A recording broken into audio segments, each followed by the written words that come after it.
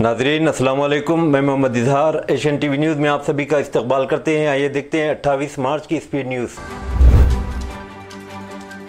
BRS के working president के T Rama Rao को 30 मई को लंदन में होने वाली बावकार आइडियाज़ फॉर इंडिया कॉन्फ्रेंस में कलीदी खुतबा देने के लिए मदऊ किया गया। ब्रिज इंडिया के ज़ेर एहतमाम ये तकरीब रॉयल लंकास्टर होटल में होगी और 900 से ज़्यादा मौजूदीन की मेज़बानी करेंगे। बशमूल यूके, इंडिया बिजनेस लीडर्स और पॉलिसी मेकर्स शामिल रहेंगे। ब्रिज इंडिया के बानी प्रतीक देतवानी ने एतराफ़ किया कि KTR ने 2023 की एडिशन में कलीदी मुकर्रिर के तौर पर इनकी बसीरत ने आलमी रहनुमाओं को मुतासिर किया था। ऑल इंडिया मजलिस इत्तेहादुल मुस्लिमीन के सदर असदुद्दीन ओवैसी ने नौजवानों को तंबाकू की मसनूआत से दूर रहने का मशवरा दिया। जुमा को मस्जिद वज़ीर अली में मुनक़िद होने वाले यौमुल कुरान प्रोग्राम से खिताब करते उन्होंने कहा कि नौजवानों को वक्त की अहमियत को समझना चाहिए और इसे अपनी फलाह बहबूद के लिए इस्तेमाल करना चाहिए। उन्होंने कहा कि लोगों को कुरान पाक की तिलावत करनी चाहिए। ज़िंदगी की कोई गारंटी नहीं, पता नहीं कौन कब तक रहेगा, इसलिए आखिरत की फ़िक्र करनी चाहिए। हैदराबाद के MP ने नौजवानों से कहा कि वह सिगरेट, गुटखे की मसनूआत, मंशियात और हुक्का जैसी बुरी आदत से दूर रहें। हुक्मरान कांग्रेस पर तेलंगाना की बकाया कर्ज पर लोगों को गुमराह करने का इल्ज़ाम लगाते हुए BRS MLC की कविता ने कहा कि कांग्रेस हुकूमत ने रियासती मुक़न्नना में खुले आम झूठ बोला। उन्होंने मुतालबा किया कि कांग्रेस को अपनी गलतियों का एतराफ़ करना चाहिए और रियासत की आवाम को गुमराह करने के लिए माफ़ी मांगनी चाहिए। जुमा को तेलंगाना कानून साज कौंसिल में मीडिया के नुमाइंदों से बात करते कविता ने निशानदेही की कि मरकज़ी हुकूमत ने पार्लियामेंट में इस बात की तस्दीक की कि रियासत के बकाया कर्ज रवाम माली साल के अख्ताम तक 4,42,000 करोड़ रुपये है, जबकि चीफ मिनिस्टर रेवंत रेड्डी 8 लाख रुपये का झूठा दावा कर रहे हैं। उन्होंने कहा कि कांग्रेस झूठ की बुनियाद पर इख्तिदार में आई है। तेलंगाना के संगारेड्डी जिले के मीनपुर में एक अफसोसनाक वाक़या पेश आया, जहां एक ही घर में 3 बच्चों की पुरअसरार मौत हो गई, जबकि इनकी मां शदीद पेट दर्द की शिकायत के बाद हॉस्पिटल में ज़ेर इलाज है। डॉक्टरों के मुताबिक मां की हालत अब मुस्तहकिम है। पुलिस ज़राए के मुताबिक अमीनपुर के राघवेंद्र कॉलोनी में रहने वाले चिन्नैया, इनकी बीवी राजिता और 3 बच्चे साई कृष्णा 12 साल, मधुप्रिया 10 साल और गौतम 8 साल एक साथ मुकीम थे। चिन्नैया वाटर टैंकर ड्राइवर के तौर पर काम करता था। जुमेरात की रात तकरीबन 9 बजे पूरे खानदान ने घर में खाना खाया। चिन्नैया ने दाल चावल खाया, जबकि बीवी और बच्चों ने दही चावल खाया।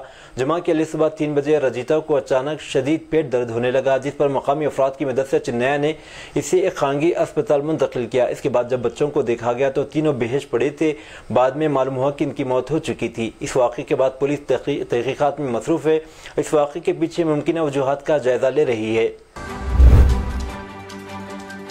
तेलंगाना के कामारेड्डी जिले में रियाजी का सवालिया पर्चा लीक होने के सिलसिले में जुमेरात 27 मार्च को एक तालिब इल्म उसके वालिद समेत 6 अफराद को गिरफ्तार किया गया।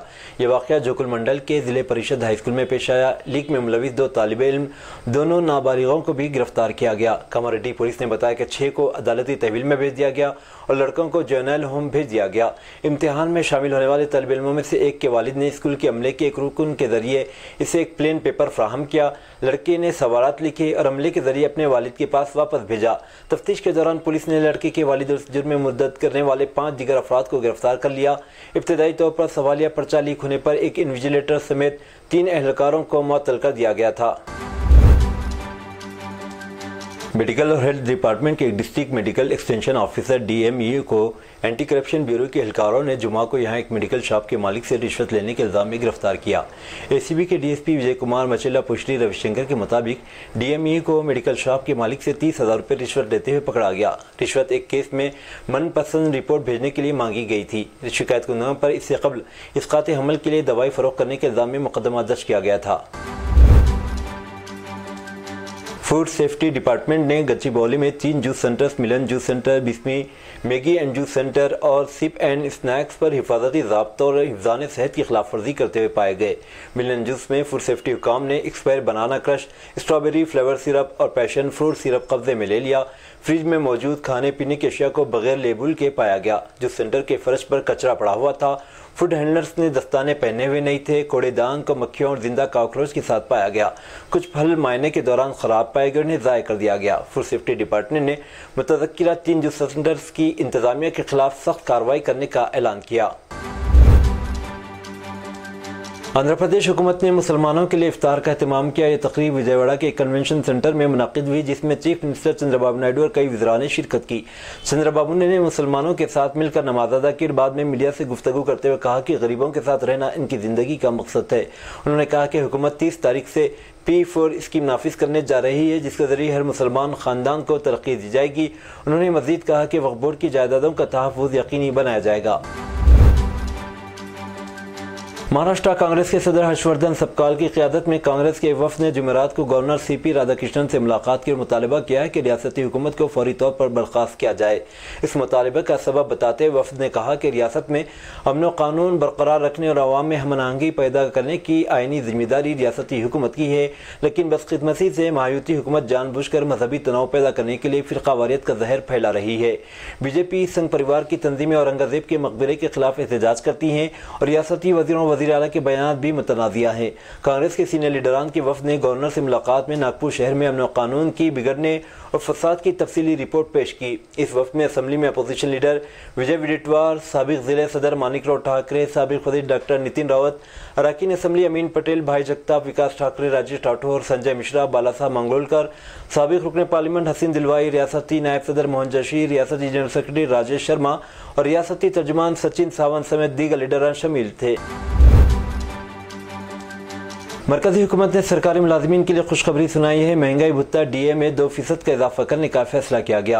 मरकजी काबीना के इस फैसले से तकरीबन 1.15 करोड़ मुलाजमीन को फ़ायदा पहुँचेगा, जिनमें 50 लाख मौजूदा सरकारी मुलाजमीन और 65 लाख पेंशनर्स शामिल है। DA में इजाफे के बाद बुनियादी तनख्वाह पर यह 53% से बढ़कर 55% हो जाएगा।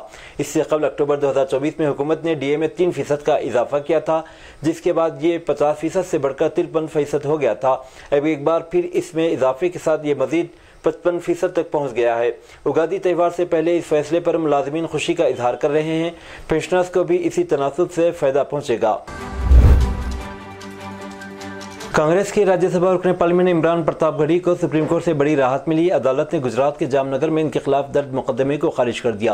ये मुकदमा एक सोशल मीडिया पोस्ट की बुनियाद पर दर्ज किया गया था, जिस पर इल्जाम था कि इससे फ़िरकावाराना हमआहंगी मुतासिर हो सकती है। तमाम सुप्रीम कोर्ट ने तारीखी फैसले में वाज़ेह किया कि इस पोस्ट में ऐसा कोई मवाद मौजूद नहीं था जो समाजी तफरुक़ा पैदा करे। अदालत ने इस मौके पर इजहार राय की आज़ादी के आईनी हक़ पर भी जोर दिया और कहा कि पुलिस और अदलिया का फ़र्ज़ है कि वो इस बुनियादी हक़ का तहफ़्फ़ुज़ करे। सुप्रीम कोर्ट ने कहा कि किसी भी शहरी की आज़ादी को गैर ज़रूरी तौर पर महदूद नहीं किया जाना चाहिए और आज़ादी इजहार को दबाने के लिए बेबुनियाद मुकदमा दर्ज करना मुनासिब नहीं। इस फैसले को आज़ादी इजहार और बुनियादी हुकूक के तहफ़्फ़ुज़ के लिहाज से एक अहम पेशरफ़्त समझा जा रहा है। इमरान प्रतापगढ़ी ने सुप्रीम कोर्ट के इस फैसले का खैर मक़दम किया। दिल्ली पुलिस ने जुमा को यहाँ एक अदालत में बताया कि इसने साबिक़ वज़ीर आला अरविंद केजरीवाल दीगर के खिलाफ 2019 में कौमी दारुल हुकूमत में बड़े होर्डिंग्स लगाकर अवामी पैसे का गलत इस्तेमाल करने के इल्ज़ाम में FIR दर्ज की है। जज ने 11 मार्च को पुलिस की शिकायत पर FIR दर्ज करने की हिदायत दी, जिसमें जायदाद की हतक करने की रोकथाम के कानून की मुबैना खिलाफवर्जी की गई है। पुलिस की जानिब से मामले की तहकीकात के लिए वक्त मांगे जाने के बाद अदालत ने इस मामले को अगली समाअत के लिए 18 अप्रैल के लिए दर्ज कर दिया है। 2019 में दर्ज की गई शिकायत में इल्ज़ाम लगाया गया था कि केजरीवाल इस वक्त के मटियाला के MLA गुलाब सिंह और फिर द्वारका A वार्ड की काउंसलर नीतिका शर्मा ने इलाके के मुख्तलिफ मकामात पर जानबूझकर बड़े साइज के होर्डिंग्स लगाकर अवामी पैसे का गलत इस्तेमाल किया था। भारत समेत दुनिया के मुख्तलिफ ममालिक में 2025 में सूरज ग्रहण होने वाला है। माहिरीन फिल्कियात के मुताबिक 19 मार्च 2025 को मुकम्मल सूरज ग्रहण होगा, जो नए चांद यानी अमावस के दिन रोनामा होगा। ये ग्रहण कुछ मखसूस इलाकों में ही नजर आएगा, जिनमें एशिया, अफ्रीका, जनूबी अमरीका, शुमाली अमरीका, यूरोप और अटलांटिक खित्ते के कुछ ममालिक शामिल हैं। भारतीय वक्त के मुताबिक सूरज ग्रहण रात में होगा, इसलिए ये भारत में नजर नहीं आएगा। दीगर ममालिक के मेयारी वक्त के मुताबिक ये दोपहर 2:20 पर शुरू होगा और शाम 4:17 पर मुकम्मल होगा और शाम 6:13 पर ख़त्म हो जाएगा। भारत में सूरज ग्रहण न होने के बावजूद सोशल मीडिया पर हामिला ख़वातीन के लिए मुख्तलिफ तोहमात और गलत मालूमात फैलाई जा रही हैं।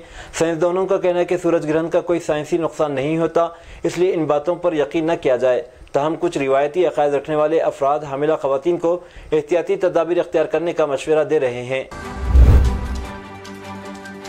यकुम में से हिंदुस्तान में ATM से नकद रकम निकालना मजीद महंगा हो जाएगा, क्योंकि रिजर्व बैंक ऑफ इंडिया ने ATM इंटरचेंज फीस में इजाफे की मंजूरी दे दी है।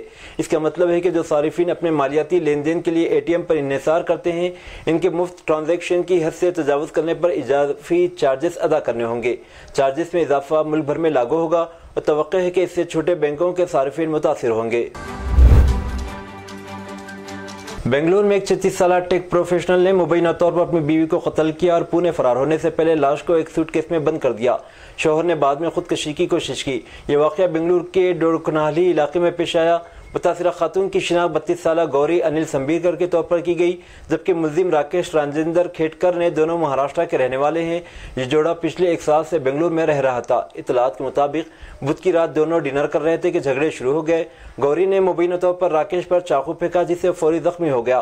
गुस्से के आलम में जवाबी कार्रवाई में राकेश ने मुबैना तौर पर इसी चाकू से बीवी पर हमला किया, जिससे वो मौके पर ही हलाक हो गई। यह भयानक जुर्म इस वक्त मंजरेआम पर आया जब गौरी की लाश इनकी रिहाइशगाह पर एक सूटकेस में बंद पाई गई।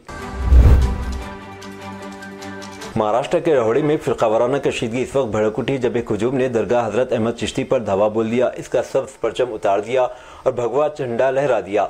सोशल मीडिया पर गर्दिश करने वाली वीडियो में दिखाया गया कि हुजूम जबरदस्ती दरगाह में दाखिल होता है, सब्ज झंडा हटाता है, इसकी जगह भगवा झंडा लहराता है। कुछ लोगों को जय सार के नारे लगाते हुए सुना गया, जबकि झंडा उठाते ही दूसरों ने तालियां बजाई। मकतूब मीडिया ने एक मकामी अक़लियती फ़िरक़े के रिहायशी के हवाले से बताया कि हिंदुत्वा शरपसंदों ने हमारे खिलाफ जारहाना नारे लगाए, हमारे घरों पर पथराव किया। जब वो दरगाह पर हमला कर रहे थे, इस पर भगवा झंडा लगा रहे थे। पुलिस खामोशी से देख रही थी, उन्होंने इन्हें रोकने के लिए कुछ नहीं किया। पुलिस ने मुबैना तौर पर इजाफी सिक्योरिटी फोर्सेस को तैनात किया है, लेकिन हुजूम के हमले या पथराव के सिलसिले में कोई गिरफ्तारी अमल में नहीं आई। मेरठ पुलिस ने एक सख्त इंतबाह जारी किया है, जिसमें कहा गया है कि जो भी सड़कों पर नमाज पढ़ते हुए पाया जाएगा, इसका पासपोर्ट और ड्राइविंग लाइसेंस मंसूख कर दिया जाएगा। पुलिस ने इस बात पर जोर दिया कि सड़कों और अवामी मकामात पर नमाज अदा करने की इजाज़त नहीं है और जो भी ऐसा करता हुआ पकड़ा जाएगा, इसे FIR का सामना करना पड़ेगा। मेरठ के superintendent of police SP Ayush Vikram ने इंतबाह जारी करते मजहबी रहनुमाओं और इमामों पर जोर दिया कि वो लोगों को सिर्फ मसाजिद के अंदर नमाज पढ़ने का मशवरा दे। उन्होंने मजीद कहा कि इस हुक्म की खिलाफवर्जी करने वालों के खिलाफ सख्त कानूनी कार्रवाई की जाएगी। उत्तराखंड के रुद्रपुर में पुलिस के हाथों एक मुस्लिम लड़के पर बेईमाना तशद्दुद किए जाने का वाक़या सामने आया। आरिश नामी लड़के को, जो ईद की खरीदारी के बाद अपनी बाइक पर वापस जा रहा था, दो सादा लिबास में मलबूस पुलिस एहलकारों ने बिलावजह रोककर बुरी तरह पीटा। ये वाक़या इंदिरा चौक पर पेश आया, जहां पुलिस ने बगैर किसी वजह के आरिश को रोका और तशद्दुद का निशाना बनाया। अफसोसनाक बात यह है कि पुलिस वालों ने इस वक्त भी कोई रहम नहीं किया जब आरिश ने नहीं बताया कि वो रमज़ान का रोज़ा रखे हुए है। बदअज़ां इसे रामपुरा पुलिस चौकी ले जाया गया, जहाँ इसे हथकड़ियाँ लगाकर एक बंद कमरे में वहशियाना तशद्दुद का निशाना बनाया गया। मुतासिरा के वालिद अतीक ने पुलिस में शिकायत दर्ज कराते हुए इल्ज़ाम लगाया कि इनके बेटे पर बिला जवाज़ तशद्दुद किया गया। एहलखाना ने पुलिस मुलाजिमीन के खिलाफ सख्त कार्रवाई का मुतालबा किया है। पुलिस थाने के इंचार्ज ने मामले की तहकीकात और मुनासिब कार्रवाई की यकीन दहानी कराई है। महाराष्ट्र के जिले पालघर में 24 साल एक लड़की ने अपने सौतेले बाप रमेश भारती की शर्मनाक हरकतों से तंग आकर इस पर हमला कर दिया। इत्तलात के मुताबिक यह नौजवान लड़की पिछले 2 सालों से अपने सौतेले बाप की मुसलसल जिनसी ज्यादती का निशाना बनती रही थी। ये लड़की अपने वालिद की वफात के बाद अपनी मां के साथ रह रही थी। इसकी मां ने दूसरी शादी रमेश भारती नामी शख्स से कर ली, लेकिन शादी के बाद रमेश की तवज्जो बीवी की बजाय इसकी बेटी पर मरकूज हो गई। वो अक्सर इसके साथ नाज़ेबा हरकत करता, इसे जिनसी ज्यादती का निशाना बनाता रहता। मुतासिर लड़की ने इस जुल्म को बर्दाश्त किया, लेकिन जब ज्यादती की हद पार हो गई तो इसने एक मंसूबा बनाया ताकि अपने सौतेले बाप को हमेशा के लिए सबक सिखा सके। हाल ही में जब मुल्जिम रमेश भारती ने लड़की को दोबारा जिनसी ताल्लुकात पर मजबूर करने की कोशिश की तो इसने आंखों पर पट्टी बांधकर इसके साथ जिनसी ताल्लुक कायम करने का मशवरा दिया। सौतेले ने बाप ने फौरी तौर पर इस नए तरीके से इत्तेफाक किया। जैसे इसने अपनी आंखों पर पट्टी बांधी, लड़की ने मौके का फायदा उठाते हुए एक तेजधार चाकू से इसकी शर्मगाह को काट दिया। यह वाक़या सोशल मीडिया पर तेज़ी से वायरल हो गया और लोगों ने लड़की की बहादुरी की तारीफ की, जबकि कुछ का कहना कि इसे कानूनी तरीके से इंसाफ हासिल करना चाहिए था।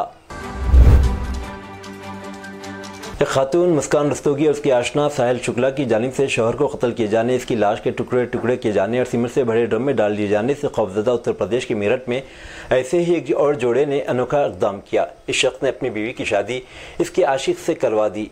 वही शादी का गवाह भी बना। संत कबीर नगर के कटारा मिश्रा गांव से ताल्लुक़ रखने वाले बबलू ने जिले गोरखपुर की साकिन राधिका के साथ 2017 में शादी की थी। इन दोनों के 2 बच्चे हैं। बबलू दूसरी रियासत में काम करता है। इसे पता चला कि इसकी बीवी के नाजायज़ ताल्लुकात इसी के गांव के साकिन विकास के साथ हो गए हैं और यह सिलसिला तकरीबन 1.5 साल से जारी है। इसने गाँव के बुजुर्गों को इस माशिक़े से वाकिफ़ करवाया। इसने फैसला किया कि अपनी बीवी की शादी इसके आशना के साथ करा दी जाए। बबलू ने हिंदू रस्म व रिवाज के मुताबिक राधिका की शादी शिव मंदिर में कराई उसका गवाह बनते हुए तमाम कानूनी कार्रवाई भी मुकम्मल की। इसने अदालत में शादी का इंजराज भी करवाया। मजदूर ने यह भी फैसला किया कि अपने बच्चों को अपने पास रखेगा और तन्हा इनकी परवरिश करेगा। खुद साख्ता चर्च का पादरी बजेंद्र सिंह को मोहाली की एक अदालत ने 2018 के जिनसी इस्तेहसाल केस में मुजरिम करार दिया है। समाअत के बाद मोहाली कोर्ट ने बजेंद्र सिंह को जिनसी हरासनी केस में मुजरिम करार दिया। अब सजा का ऐलान 1 अप्रैल को किया जाएगा। बजेंद्र सिंह आखिरी समाअत के लिए 6 दीगर मुलजिमान के साथ मोहाली की पॉक्सो अदालत में पेश हुए। अदालत ने सबूतों की कमी की वजह से 5 दीगर को बरी कर दिया, लेकिन बजेंद्र सिंह को सबूतों के साथ मुजरिम करार दिया गया। इसे जुलाई 2018 में दिल्ली के हवाई अड्डे पर लंदन जाने वाली परवाज में सवार होने की कोशिश के दौरान गिरफ्तार किया गया था। फिलहाल बजेंद्र सिंह जमानत पर रिहा है। अमेरिका के जियोलॉजिकल सर्वे USGS के मुताबिक जुमा को वस्ती म्यांमार में 7.7 शिद्दत का ताकतवर ज़लज़ला आया। मकामी वक्त के मुताबिक दोपहर 12:50 पर आने वाले ज़लज़ले से दारुल हुकूमत नेपिडों में सड़कें सुनसान हो गई। ज़लज़ले के झटके हिंदुस्तान, चीन और थाईलैंड तक महसूस किए गए। ज़लज़ले का मरकज़ सकाइंग से 16 किलोमीटर शुमाल मगरिब में 10 किलोमीटर की गहराई में वाक़ था। थाईलैंड के वज़ीर आज़म ने बैंकॉक में ज़लज़ले के शदीद झटकों के बाद हंगामी सूरत हाल का ऐलान किया है। पुलिस और तिब्बी हुकाम के मुताबिक ज़लज़ले के झटकों की वजह से ज़ेर तामीर 30 मंजिला सरकारी दफ्तर की फलकबोस इमारत गिर गई, जिसमें 43 कारकुन फंसे हुए हैं। थाई दारुल हुकूमत के शुमाल में वाक़ इमारत ज़लज़ले के चंद ही लम्हों में मलबे में तब्दील हो गई। वज़ीर-ए-आज़म नरेंद्र मोदी ने म्यांमार और थाईलैंड में ज़लज़ले के बाद की सूरत हाल पर तशवीश का इज़हार करते हुए कहा कि हिंदुस्तान इस आफत की सूरत हाल में इन ममालिक की हर मुमकिन मदद फराहम करने के लिए तैयार है। इन ममालिक में ज़लज़ले की सूरत हाल पर तशवीश का इज़हार करते हुए मोदी ने सोशल मीडिया प्लेटफॉर्म एक्स पर एक पैगाम में कहा कि मैं सबकी हिफाजत और भलाई के लिए दुआगो हूँ। हिंदुस्तान हर मुमकिन मदद फराहम करने के लिए तैयार है। इस सिलसिले में हमने अपने हुकाम को तैयार रहने को कहा।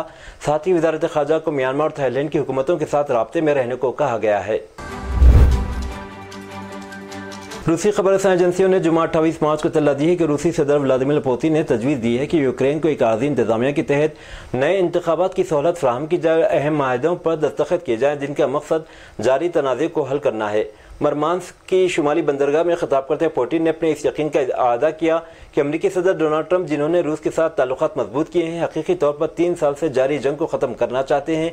उन्होंने ये भी कहा कि रूस तनाज़े में अपने मक़ासद की तरफ मुसलसल तरक्की कर रहा है। सऊदी अरब में हफ्ता 29 मार्च को सूरज गुरूब होने के बाद ईद का चंद 8 मिनट तक उफ़क़ में रहेगा। सबक वेबसाइट के मुताबिक ये बात अल-मजमा यूनिवर्सिटी के होता सदर में वाक़ रसदगाह के माहिरीन ने कही है। उन्होंने कहा कि हफ्ते के रोज़ 29वां रोज़ा होगा और अवैध हिलाल कमेटी शवाल के चांद का मुशाहिदा करने की कोशिश करेगी। ये थी नाजरीन आज की स्पीड न्यूज़। अब दीजिए इजाज़त मोहम्मद इजहार को। मिलते हैं अगले स्पीड न्यूज़ में। तब तक के लिए हमारे चैनल एशियन टीवी न्यूज़ को लाइक, शेयर और सब्सक्राइब करना ना भूलें। अल्लाह हाफिज़।